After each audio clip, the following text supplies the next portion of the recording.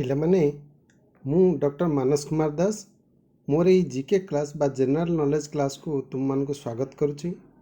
ଦୈନନ୍ଦିନ ଜୀବନରେ general knowledge ବା ସାଧାରଣ ଜ୍ଞାନ ସମସ୍ତଙ୍କର ରହିବା ଉଚିତ, ବିଶେଷ କରି ଛାତ୍ରଛାତ୍ରୀମାନଙ୍କ ପାଇଁ, କାରଣ ଆଗକୁ ସେମାନେ ଅନେକ କମ୍ପିଟିଟିଭ୍ ପରୀକ୍ଷାର ସମ୍ମୁଖୀନ ହେବେ। ସାଧାରଣ ଜ୍ଞାନ କହିଲେ ଆମେ ଇତିହାସ, ରାଜନୀତି ବିଜ୍ଞାନ, ଭୂଗୋଳ ବିଜ୍ଞାନ, ସଂସ୍କୃତି ଇତ୍ୟାଦି ଉପରେ ସମ୍ୟକ ଜ୍ଞାନ ରହିବା ଉଚିତ ବୋଲି ଭାବୁ।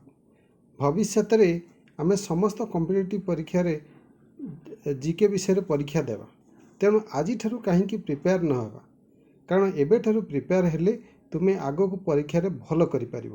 ବିଭିନ୍ନ କମ୍ପିଟିଟିଭ୍ ପରୀକ୍ଷାରେ ତୁମେ ଯେଉଁ ଚାକିରି କରିବ ସେତେବେଳେ ସବୁ ପରୀକ୍ଷା ଯେଉଁଟା ଆମର ଚାକିରି ପାଇଁ ତୁମର ଉଦ୍ଦିଷ୍ଟ, ସବୁ ଚାକିରି ପାଇଁ ତୁମକୁ ଜେନେରାଲ ନଲେଜ ନିଶ୍ଚିତ ଭାବରେ ତୁମେ କ୍ୱେଶ୍ଚନ୍ ପାଇବ। ତେଣୁ ଏଥିପାଇଁ ତୁମକୁ ପଢ଼ିବା ଦରକାର। ଏବେଠାରୁ ତୁମେ ପଢ଼ି ରଖିଲେ ଆଗକୁ ପରୀକ୍ଷାରେ ଭଲ କରିବ ଏବଂ ଭଲ ଚାକିରି ମଧ୍ୟ କରିପାରିବ। ଠିକ୍ ଅଛି, ତେଣୁ ପ୍ରତିଦିନ ତୁମେମାନେ ମୋର ଏଇ ଚ୍ୟାନେଲଟିକୁ ଯାଇ ପ୍ରତିଦିନ ରାତି 7ଟାରେ ଏଇ ଜିକେ କ୍ଲାସ୍ କରିପାରିବ। ଏବଂ ସେଥିପାଇଁ କ'ଣ କରିବାକୁ ପଡ଼ିବ ନା ତୁମକୁ ସବସ୍କ୍ରାଇବ୍ କରିବାକୁ ପଡ଼ିବ। ମୋ ଚ୍ୟାନେଲଟିକୁ ସବସ୍କ୍ରାଇବ୍ କରିବ ଏବଂ ପ୍ରତ୍ୟେକ ଯେଉଁ ଭିଡ଼ିଓ ଗୁଡ଼ିକ ଛାଡ଼ିବି ତାକୁ ଲାଇକ୍ କରିବ ଏବଂ କମେଣ୍ଟ ମଧ୍ୟ କରିବ କ'ଣ କ'ଣ ଭଲ ହେବା ଉଚିତ ବା ଆଗକୁ କ'ଣ କରିବା ଉଚିତ। ତେଣୁ ଆଜି ଆମେ ଆରମ୍ଭ କରିବା ଏଇ ଯେଉଁ କନଷ୍ଟିଟ୍ୟୁସନ୍ ଅଫ୍ ଇଣ୍ଡିଆ ଉପରେ ବା ଭାରତର ସମ୍ବିଧାନ ଉପରେ ଏଇ ଜିକେଟି ହେଇଛି। ସୋ ଚାଲ ଆରମ୍ଭ କରିବା। ଆଜିର ତୁମର ପ୍ରଥମ ପ୍ରଶ୍ନ କ'ଣ ରହିଛି ଆଗେ ଦେଖିବା। ଇଣ୍ଡିଆନ୍ କନଷ୍ଟିଟ୍ୟୁସନ୍ ଉପରେ ତୁମର ପ୍ରଥମ ପ୍ରଶ୍ନ କ'ଣ ରହିଛି? ତୁମର ପ୍ରଥମ ପ୍ରଶ୍ନ ରହିଛି ଆଜି, dash is a legally sanctified document consisting the basic governing principles of the state.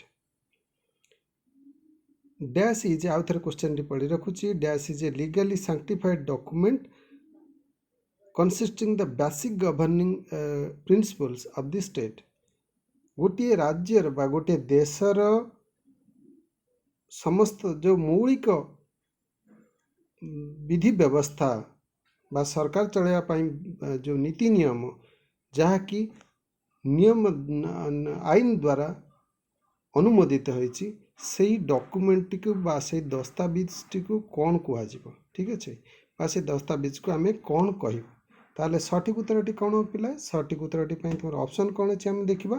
ତୁମର ଅପସନ୍ ରହିଛି ଏରେ ଇକୋନୋମି, ବିରେ କନଷ୍ଟିଟ୍ୟୁସନ୍, ସିରେ ଜୁଡ଼ିସିଆରୀ, ଡିରେ ଲେଜିସ୍ଲେଟିଭ୍।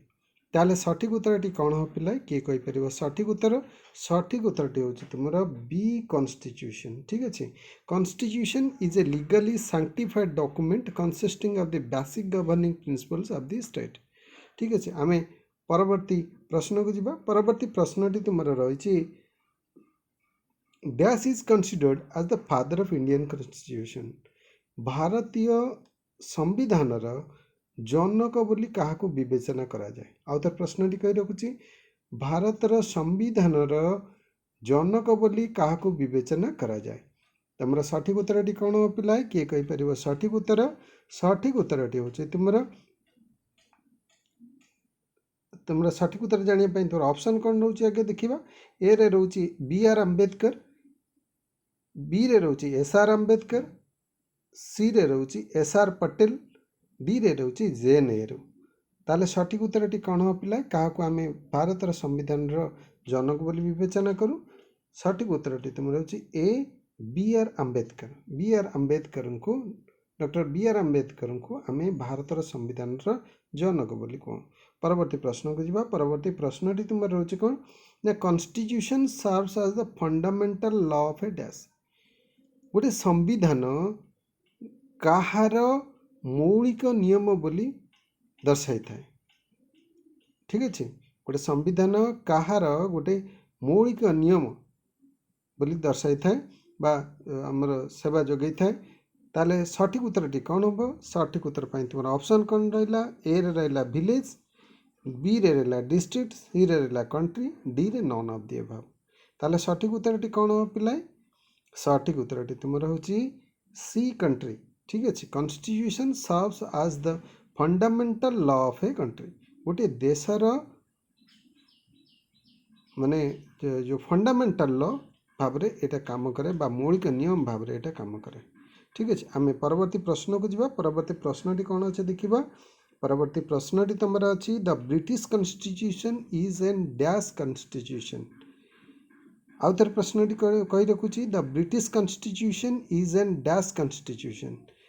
ब्रिटिश संविधान एक क्यों प्रकार संविधान। ठीक अच्छे तुम उत्तर कौन हो पिला किए कहीपर सठिक उत्तर। सठिक उत्तर ऑप्शन कौन रोचे तुम ए रे रोचे रिटेन लिखित, बी रे रोचे अनरिटेन अलिखित, सी रे रोचे ट्रेडिशनल पारंपरिक, डी रे रोचे नन ऑफ दी अबव। ताले सठिक उत्तरटी कौन हम किए कहीपर सठिक उत्तर।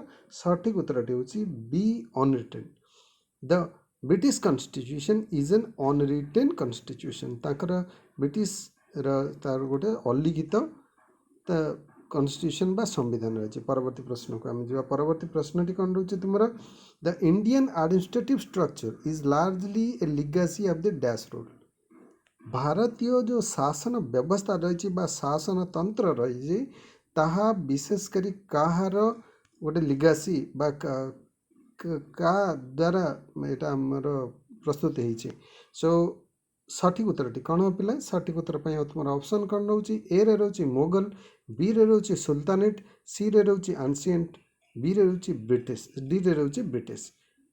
ताले सठिक उत्तरटी कौन हो पिला किए कहीपर सठिक उत्तर। सठिक उत्तरटी तुम रोचे डी ब्रिटिश। ठीक अच्छे सो इंडियन एडमिनिस्ट्रेटिव स्ट्रक्चर जो रहिला आमर बा भारतीय शासन व्यवस्था जो रहिला तो सहीटा हूँ ब्रिटिश मानकर गोटे लिगासी बा से मैंने ही आमको छाड़ी जाइछन्ति। ब्रिटिश माने ही छाड़ी जाइछन्ति। ता पूर्व आमर जदियो भारत वर्ष में मोगल माने शासन कर सुल्तानेट शासन करते मोगल शासन करते आमर मध्य प्राचीन परंपरा थिला प्राचीन माने शासनगत व्यवस्था मध्य थिला। किंतु वर्तमान जो स्ट्रक्चरटा तुम देखुच एडमिनिस्ट्रेटिव स्ट्रक्चर बा शासन तंत्रटा देखुच तुम्हें सहीटा हूँ ब्रिटिश मानकर अवदान। ठीक अच्छे सो परवर्ती प्रश्न को आम जा। परवर्ती प्रश्नटी कौन अच्छे तुम देखा the national dash was adopted by the constituent assembly on 24 जुलाई 1947। क्यों जातीय सिंबलटी बा क्यों जातीय माने सिंबलटी 1947 मसीहा जुलाई मास 24 तारिख रे कॉन्स्टिट्यूएंट असेंबली द्वारा आडप्ट करा जायतिला बा गृहीत करा जायतिला। ताले सठिक उत्तर कौन हो पिला। सठिक उत्तरटी किए कहीपर सठिक उत्तर तुम ऑप्शन कौन रोचे देखा। सठिक उत्तर तुम ऑप्शन रहा ए रे फ्लैग, बी रे बर्ड, सी रे फ्लावर, डी रे कैलेंडर। आम सठिक उत्तर ताले कौन हम क्यों सिंबलटी माने 1947 मसीहा जुलाई 24 तारिख रे कॉन्स्टिट्यूएंट असेंबली द्वारा गृहीत होता बा आडप्ट होता आम देखा। ताले सठिक उत्तर किए कहीपर सठिक उत्तरटी हूँ तुम ए फ्लैग। ठीक अच्छे so the national flag was adopted by the constituent assembly on 24 जुलाई 1947।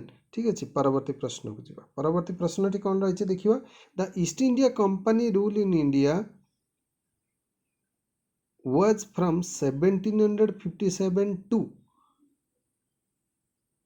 भारत वर्ष रे जो ईस्ट इंडिया कंपनी शासन करितिला ताहा 1757 रु केते पर्यंत। कारण 1757 आम कौन देखते ना बैटल ऑफ पलासी जो थे कि आमर ब्रिटिश माने भारत वर्ष रे ब्रिटिश शासन मूलदुआ पकईले बा फाउंडेशन पकईले। ठीक अच्छे सेबे ठारू केते पर्यंत ईस्ट इंडिया एवं सेटा होता ईस्ट इंडिया कंपनी अंडर। सो सेबे ठारू केते पर्यंत ईस्ट इंडिया कंपनी भारत वर्ष को शासन करिथिला। तमर उत्तर पई ऑप्शन कौन रहिला ए रे रहिला 1858, बी रे 1859, सी रे 1947, डी रे 1847। ताले सठिक उत्तरटी कौन पिला किए कहीपर सठिक उत्तर। सठिक उत्तरटी हूँ तुम कौन सठिक उत्तरटी हूँ ए 1858। East India company the east India company rule in India was from 1757 to 1858। 1858 पर पोजिशन चेंज हो जाइथिला। आमे परवर्ती प्रश्न को जीवा। परवर्ती प्रश्नटी कौन अच्छे देखिबा। The rule of British crown in India was from 1858 to dash.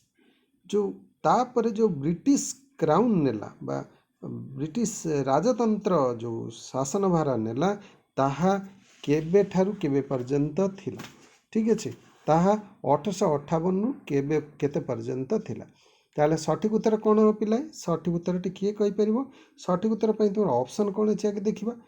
Option तुमर रोची कौन ना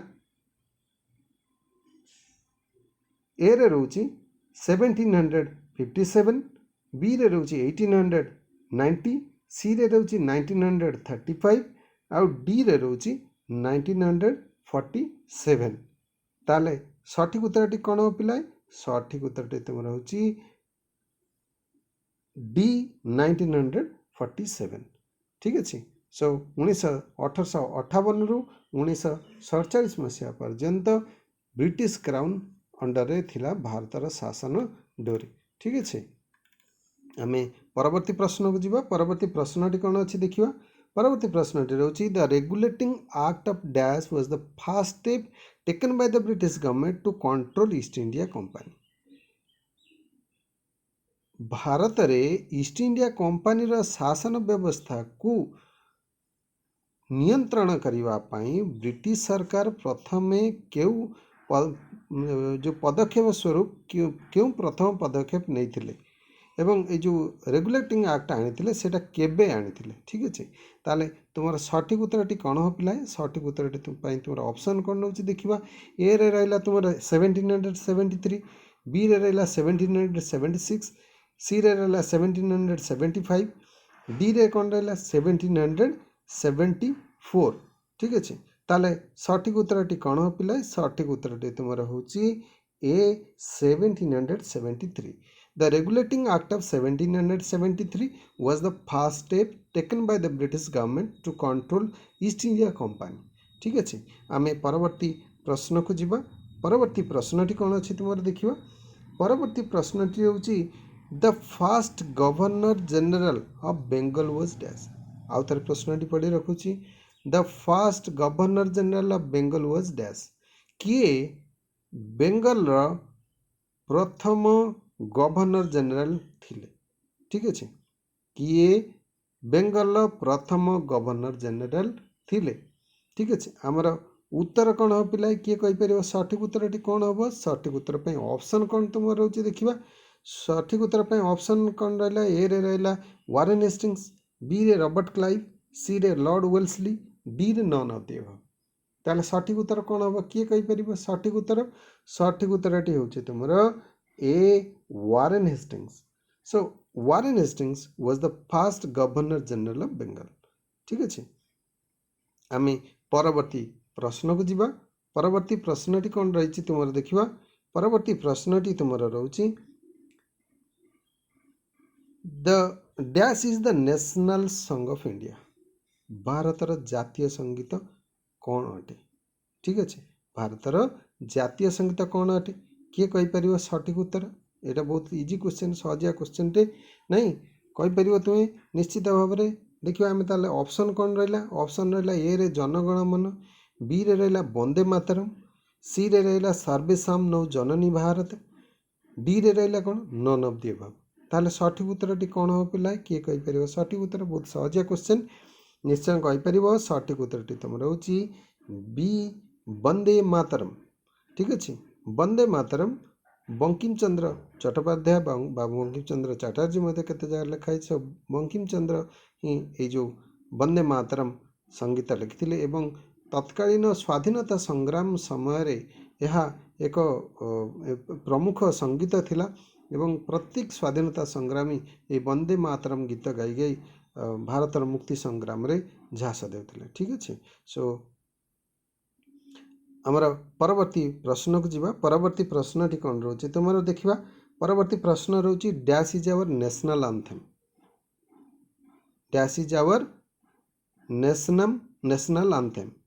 आमर नेशनल आंथम कौन अच्छी आमर ताले उत्तर कौन हम किए कहीपर सठिक उत्तर तुम आराम से कहीपर। ए रे रोची जनगण मन, बी रे रोची वंदे मातरम, सी रे सर्वेशाम नौ जननी भारत, डी रे रोची नन ऑफ दी एबव। ताले सठिक उत्तर कौन पिलाए सठिक उत्तर तुम आराम से जानिच से ए जनगण मन अधिनायक जय है भारत भाग्य विधाता जो आमर नेशनल आंथेम हो सो या लिखी किए आपको लिखी किए कहीपर या लिखी आमर रवींद्रनाथ टैगोर गुरुदेव रवींद्रनाथ टैगोर ठीक अच्छे। सो परवर्ती प्रश्न को जीवा परवर्ती प्रश्नटी कौन अच्छे तुम देखा परवर्ती प्रश्नटी तुम रोचे the national emblem has been taken from the Ashokan pillar at dash. जो आमर जातीय एम्ब्लेम रही जो चिन्ह संकेत रही जो अशोकान पिलर सेटा केउठारे अवस्थित ठीक अच्छे। तुम उत्तर कौन रहा यहाँ हूँ ए रे कासा एक्चुअल काशी हवा कथा सो काशी, बी रे गोवा, सी रे ओडिशा, डी रे सारनाथ। ताले सठिक उत्तरटी कौन पिलाए किए कहीपर सठिक उत्तरटी तुम किए कहीपर सठिक उत्तरटी सहजिया क्वेश्चन आराम से कहीपर सठिक उत्तर हूँ तुम डी सारनाथ ठीक अच्छे। So the national emblem has been taken from the Ashokan pillar at Sarnath ठीक अच्छे। परवर्ती प्रश्न को जीवा। सो ये आउ गोटे आम नुआ आमर नेशनल सिम्बल्स उपरे गोटे अलग वीडियो करें अलग जीके टेस्ट करें। आम परवर्ती प्रश्न को जीवा परवर्ती प्रश्न कौन रही देखा the national calendar is based on the dash era ठीक अच्छे। ये जो जातीय कैलेंडर आमर जो रही जातीय पंजिका रही है क्या पर्यवेसित क्यों अब्द उपरे पर्यवेसित ठीक अच्छे। ताले सठिक उत्तरटी कौन हो पिला किए कहीपर सठिक उत्तर हूँ तुम बी सॉरी ए रे रोची तुम ऑप्शन कौन रहा ए रे रहा गुप्त, बी रे रहा शक, सी रे रहा मौर्य, डी रे रहा मोगल। ताले सठिक उत्तरटी कौन हो पिला सठिक उत्तरटी हूँ तुम बी शक एरा ठीक अच्छे। आम परवर्ती प्रश्न को जीवा परवर्ती प्रश्नटी कौन अच्छे देखिए परवर्ती प्रश्न अच्छी a constitution ensures certain dash to its citizens as well as define their duties। एक संविधान तार नागरिक मानू कर्तव्य सहित आउ कौन प्रदान करि थाए ठीक अच्छे किसी कर्तव्य सहित आउ कौन प्रदान करि थाए। आमर उत्तर पाई कौन हम सठिक उत्तर किए कहीपर सठिक उत्तर पाई ऑप्शन कौन अच्छे देखा ए रे रही ड्यूटीज कर्तव्य, बी रे रही अधिकार, बी रे रोचे कौन तुम अधिकार, सी रे रोचे ट्रेडिशंस परंपरा, डी रे रोचे रिलीजियंस। ताले सठिक उत्तरटी कौन हो पिला किए कहीपर सठिक उत्तरटी हूँ तुम बी राइट्स। आम परवर्ती प्रश्न को जीवा परवर्ती प्रश्नटी तुम रोचे the constitution of India was framed and adopted by the dash assembly of India ठीक अच्छे। आउ तार प्रश्नटी कही रखुची the constitution of India was framed and adopted by the dash assembly of India. भारतर क्यों असेंबली द्वारा भारतीय संविधानटा फ्रेम होता आडप्ट करा जायतिला। उत्तर पाई तुम ऑप्शन कौन रहा एक रे लोकल, ए रे रहा लोकल, बी रे रीजनल, सी रे रहा कॉन्स्टिट्यूएंट, डी रे रहा नन ऑफ द अबव। ताले सठिक उत्तरटी कौन हो पिला सठिक उत्तरटी हूँ तुम सी कॉन्स्टिट्यूएंट असेंबली। सो कॉन्स्टिट्यूएंट असेंबली द्वारा आमर जो the constitution of India was framed and adopted by the constituent assembly of India. आम परवर्ती प्रश्न को जीवा परवर्ती प्रश्नटी कौन रोचे तुम देखा परवर्ती प्रश्नटी रोचे the constituent assembly was set up in November dash. Constituent assembly November केबे माने गठन करा जायतिला। तुम ऑप्शन कौन रोचे उत्तर पाई ऑप्शन रहा ए रे 1946, बी रे 1934, सी रे 1967, डी रे कौन रोचे 1949। ताले सठिक उत्तरटी कौन पिला सठिक उत्तरटी किए कहीपर सठिक उत्तरटी हूँ तुम ए 1946 ठीक है। The constituent assembly was set up in November 1946। तुम परवर्ती प्रश्न को जीवा परवर्ती प्रश्न कौन अच्छे आगे देखिए परवर्ती प्रश्न रही dash was the chairman of the drafting committee of the constituent assembly. जो कॉन्स्टिट्यूएंट असेंबली थिला तार ड्राफ्टिंग कमिटी चेयरमैन बा अध्यक्ष किए थे। तुम उत्तर पाई ऑप्शन कौन रहा उत्तर पाई ऑप्शन रोचे कौन ना ए रे रोचे doctor B R Ambedkar, B रे रोचे के एम मुंशी, सी रे जे नेहरू बा जवाहरलाल नेहरू, डी रे रोचे एम के गांधी। ताले सठिक उत्तरटी कौन हो पिलाए किए कहीपर सठिक उत्तरटी तुम रोचे B R Ambedkar. Doctor B R Ambedkar was the chairman of the drafting committee of the constituent assembly. परवर्ती प्रश्नटी को जीवा। परवर्ती प्रश्नटी कौन अच्छे तुम the constitution came into full operation with effect from 26 January dash. So ये जो कॉन्स्टिट्यूशन ऑफ इंडिया आमर भारत संविधान सेटा केबे ठारू संपूर्ण रूपे कार्यकारी होता बा 26 जनवरी केते ठारू कार्यकारी होता। ठीक है, फुल संपूर्ण भाव में कार्यकारी होता। तुम उत्तर पर ऑप्शन कौन रोचे? उत्तर पर ऑप्शन रहा तुम ए रे 1956, बी रे 1985, सी रे 1950, डी रे 1945। ताले सठिक उत्तरटी कौन हो पिलाए? सठिक उत्तरटी किए कहीपर? सठिक उत्तरटी तुम समस्ते जानिच और सठिक उत्तरटी हूँ तुम सी 1950। 1950 जनवरी 26 तारीख ठारू कॉन्स्टिट्यूशन बा भारत संविधान संपूर्ण रूपे कार्यक्रम होता। ठीक अच्छे, आम परवर्ती प्रश्न को जीवा। ये तुम शेष प्रश्न मध्य आज ये क्वेश्चन टी कौन अच्छे देखा। The constituent assembly took dash years to frame the constitution of India. भारतर जो कॉन्स्टिट्यूशन बा भारतर संविधान टी को तैयारी करने कॉन्स्टिट्यूएंट असेंबली केते वर्ष समय नहीं। ठीक अच्छे, आउ थे प्रश्न टी पढ़ी रखुची। भारतर संविधान को प्रस्तुत करने कॉन्स्टिट्यूएंट असेंबली केते वर्ष नहीं, केते वर्ष समय नहीं। ताले सठिक उत्तरटी कौन हम? सठिक उत्तरटी तोर ऑप्शन कौन रही देखा। ए रे रही 2, बी रे 3, सी रे 4, डी रे 5। ताले सठिक उत्तरटी कौन हो पिलाए किए कहीपर? सठिक उत्तरटी हूँ तुम 2 years।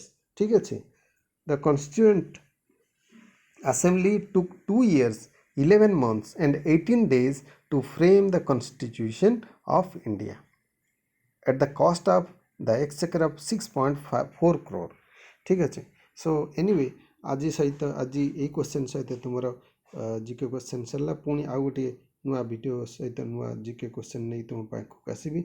सो हमको आउ थे कही रखुच्छी जो मैंने मो चैनल को सब्सक्राइब करना हो सब्सक्राइब करनब और जीके क्लास सबुदिन 7टा बेले निश्चित भाव में जीके क्लास कर तुम फ्यूचर बा तुम भविष्य को गढ़िया को तुम्हें निजक साहाय्य कर भल चाकरी कर आगामी दिन में तुम्हें मैंने भल मनीष हम बड़ बड़ ऑफिसर हम आम देशर। सो यही आशा रखुची। समस्त को धन्यवाद। आउ थे कही रखुची मो चैनल टी सब्सक्राइब कर सब वीडियो गुड़ी लाइक कर कमेंट कर कारण कष्ट करा तेणु निश्चित भाव में लाइक और कमेंट कर सब्सक्राइब कर। सो समस्त को धन्यवाद। पुणी थे all the best. Thank you.